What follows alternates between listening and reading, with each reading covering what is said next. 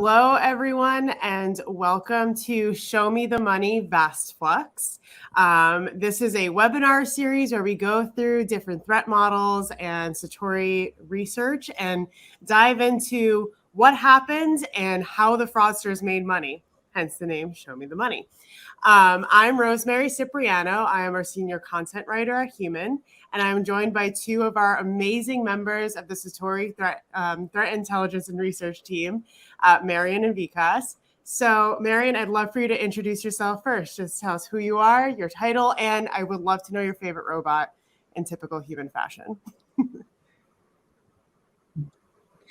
Yeah, hi, Rosemary. So my name is Marian Habibi. I'm a data scientist in the detection team here at Human.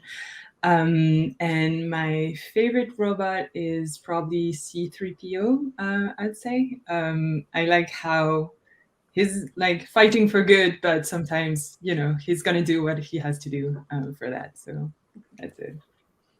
Great. And Vikas? Hi guys, this is Vikas Parsati here, and I am the senior threat researcher at Humans. And my favorite robot is Brainiac from the DC universe, from the Superman comics. Excellent choices. My favorite robot is Karen from SpongeBob. So little villain era right there, but love her humor. So VASTFLUX. This is one of the biggest and most sophisticated ad fraud operations we've ever uncovered. This was bigger than the popular ones that we talk about a lot, like Eve, Methbot, and Pareto. So just to put that into context with some numbers, we're talking at its peak 12 billion fraudulent ad requests in one day and 11 million devices running apps with VASTFLUX infected ads. This was definitely no small operation whatsoever. So, Marian, I'd love to kick it to you. Could you walk us through at a high level what was going on with VASTFLUX? What were they doing? Mm-hmm. Yes, of course. So as you said, it's a lot of fraudulent ads at a time, and how they got to this like numbers is very interesting. So imagine you have your iPhone, you're looking at your favorite app, entertaining app, basically. You see ad banners, right? This is how it works. This is how usually they get money from the apps. And what happened for VASTFLUX is basically this ad banner was infected. And what was going on in the background is they were playing multiple VAST impressions, so video impressions underneath this banner. So imagine between 20 and 30 videos playing underneath your ad banner at the same time. And this is how you get to that type of numbers. What was brilliant about this operation is the phone was not infected, the app was not infected, it was only the ad banner, which means that if you get access to all of the iPhones that you can get through some of the apps, through the ad banners, and then from there you create 20 or 30 video ads underneath those ad banners, you can imagine how you get to that level of numbers. As you said, like 12 billion at peak. So that's how they did it. Yeah. Oh, that's great. Yeah. Massive operation, and also just very, very complicated. So, because from what I understand, you are one of the team members who originally found this threat. What were some of the clues that showed you that something was amiss, that something a little shady was going on? Without revealing the sauce, of course. Sure. So me and Marian and a lot of our colleagues have been fighting a lot of similar frauds from over last few years, and we decided to run some operation just to identify some of these badness in the wild. I mean, like, we always keep coming up with several of these theories, like how do we find them in the wild? Because our research is good, we are blocking these stuff in our sensors, but like what is actually going on, like that is something which always bothers us. So we came up with an operation, and like we were working together over the weekends, and like when both of us came back, and then we both discovered, like, hey, there is so much fraud going on. And we could see the fraud which was happening, but it was like really annoying to find out where the fraud is coming from. So that took a bit of time, and then we finally were able to finally figure out, like, hey, this is happening through malvertising on these high-ranking iOS apps. So that was really cool. That's incredible. You guys are like this superhero duo finding all of the things behind the internet. So really appreciate y'all's work. So you mentioned malvertising. Marion, could you walk us through what is malvertising? And I believe ad stacking was also going on. So how did these two threat models kind of converge? So in the case of VASTFLUX, what was happening is the bad actors were able to buy an ad slot on a bunch of apps, right? And then what they did is when they were serving the ad on the ad slot, right? They were injecting malicious code. And this is malvertising. It's basically they inject malicious code that is going to run on the device, and from there they were able to make connections to multiple servers to get instructions to perform the fraud. And once they did that, they were so in their malicious code, they were able to create those stacked VAST impressions, right? So one underneath the other.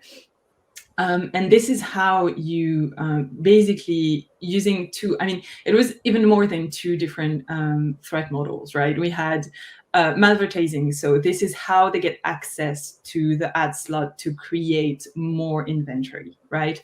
And then they were stacking more like ad requests, so creating an even bigger inventory. And then they were doing app spoofing as well. So imagine that you stack a bunch of ad requests on top of one another. If you don't change the app ID or the name where this traffic is coming from, you might be easily discovered because you're basically simply creating a bunch of ad requests with the same app ID, and you can be detected very easily. But now, if you change each of those stacked VAST impressions, if you change their app ID, you're not going to be discovered that easily. So that was very interesting. Is they were using so many different threat models that they were able to escape detection very quickly and very easily, and that's how they were so successful. And ad stacking allows you to create more inventory, so fake inventory, because this is inventory that is not seen by the viewers, right? The user of the phones, they don't see it. So it means that if you're an advertiser, you're losing money because nobody is seeing this ad. And then by changing the app ID, you're just faking where the ad is going to be displayed. So once again, if you're, let's say, using high quality app IDs, like apps that are going to be downloaded by millions of people, millions of your users, you increase the value of this inventory as well. So you're creating even more value to the fake inventory you've created. So I don't know if that's clear, but you're basically starting from one single ad banner and then using multiple threat models, you're able to increase the value drastically of this ad banner. So that's where VASTFLUX was very successful. Oh, that was super clear to me. I mean, the amount of just behind the scenes work they probably had to do to kind of weave all of these different threats together is so wild. And knowing that one ad could have a bunch stacked behind it and no one would be able to see that. Just like, I'm wondering, would consumers even know that there were ads behind it? No, and that's what makes it very successful, because the user is not disturbed. Like, the user can't see anything. The inventory is here, so the value is here. They're able to sell it for good money, but user is not disturbed by this. The other vendors also, because they were evading tags, even vendors would not be able to see this inventory. So they basically created huge inventory, very good value, invisible to everybody. So I don't know if you can imagine. Yeah. Wow, that's those are the big 3 points right there. That high value, making up their own stuff, and then no one can see it. That's pretty crazy. So the name of this webinar is called Show Me the Money, because we want to get to the root of how these fraudsters actually made money from all of this. I feel like in all of the details, at least for myself, when I was first learning about everything, it kind of gets lost in the vastness, so to speak, of all of this, is how they actually made money from this. That's the whole point of fraud, right? So Vikas, if you could explain to us where in the VASTFLUX journey the operators made money, that would be awesome. Well, a part of it is like they were throwing baits and then making money. Like, in order to make money, they were also spending some money. At this point, we are not really sure, like if they were using their own money or if they were scamming some of their customers, and then when they were displaying the advertisement for their customers, they were just misrepresenting them and then putting in their own advertising code. So some part of the money was spent. We are still not sure about it. I am guessing they were spending some money in order to get access to all of these slots. And once they did, all of the inventory which they then created, all of them were like video inventory, right? So one thing which they did cleverly is that they purchased a very low value banner, a static banner of 320 cross 50 pixels, and then they stacked several of these video impressions and video advertisements. They are like really premium inventory. So they were like 10x, 50x multiplying the amount which they were spending and then making out of it. So yeah, that's how they made most of the money, is by selling fake, by selling some fake slots, some fake empty video slots to a lot of advertisers. So all of these advertisers were paying for it, thinking that they are advertising and reaching out to all these people, showing their video advertisement and spending a lot of dollars behind all of these customers. And then in the end, like Marian mentioned, nothing actually ever got displayed to the customer. So everything was stacked behind static images, and no one ever saw it. Wow. So they had to put some of their own money in. I mean, whether it was actually their money or also acquired by nefarious activities. But you have to put in a little to get a lot out of it. And that shows how kind of smart they were and a little clever in that, like, well, if we put in some of our own, then we'll see what comes out of it. So At Human, we talk about modern defense strategy all the time to take down these bad actors, just like the VASTFLUX operators. There's 3 pillars to this. There's visibility, which talks about all the things we get to observe over the internet. Network effect, which describes how we are able to implement protections across all of our customers. And then obviously disruptions and takedowns, which is exactly what we're talking about here. Obviously, massive takedown. But in addition to taking it down, we also learned a lot from the operation. So, Marian, what did we learn from this operation, and how are we protecting our customers from future similar attacks? We learned so much. Basically every time that we investigate like a large scale operation, we are learning a lot. We're learning how bad actors are doing fraud nowadays. So if you think about it, like when I started 3 years ago, it was much more simpler. Now they are using multiple threat model at a time to create those large scale operation.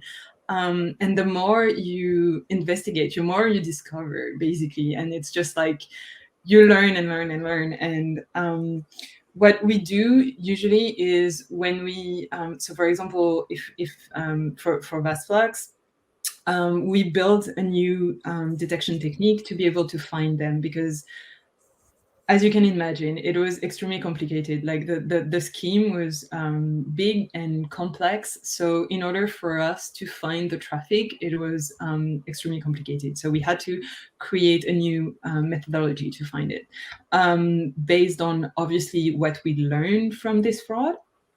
And like putting in place new defenses. And very practically, the way we found them in our data, now I'm able to reuse that method in order to find very similar operations. So basically, like investigating and working together on this allows us to gain knowledge, but also gain new detection techniques that we can apply and then find new frauds like more easily. Yeah.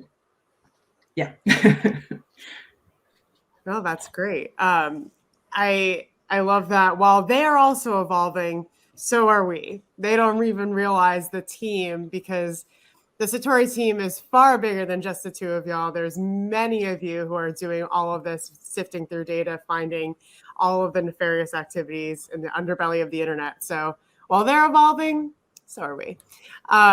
So I want to make sure before we open up to questions, we give advertisers and publishers something to walk away with that they can tangibly do to protect themselves.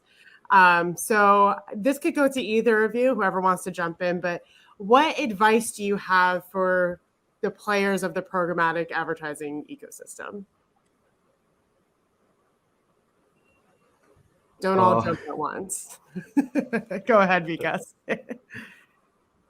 I mean, like, Marian has much better ideas, but one of the things which I am really excited about is now we have Clean.io. We acquired Clean.io, and the entire attack or scheme starts with malvertising. And I believe that we are going to fight ad fraud better with having the visibilities of what malwares are being sent out to people's phones, desktops, and whatever. So that is really interesting. I think the industry should watch out and improve their standards for sharing information which can help us identify the fraudsters through uh,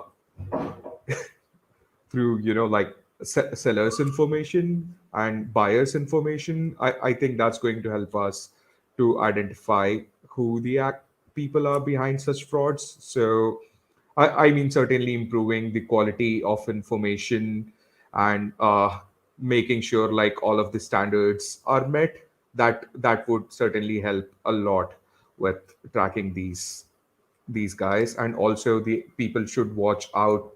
A video seems to be really high, so video inventory is something the actors are targeting very badly these days because it's a lot of money and it's still maturing. So yeah.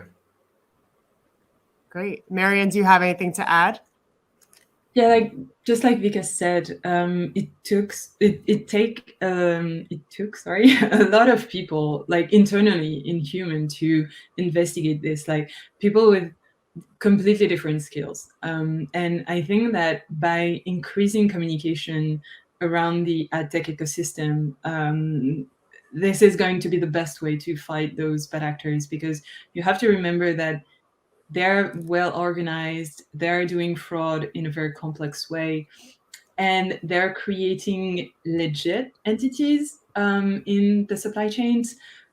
So having that in mind, I think it's not only simple detection that we need to do now. It's more communication, identifying bad actors in the ad tech ecosystem, and yeah, just increasing communication overall, like we did internally and more externally now.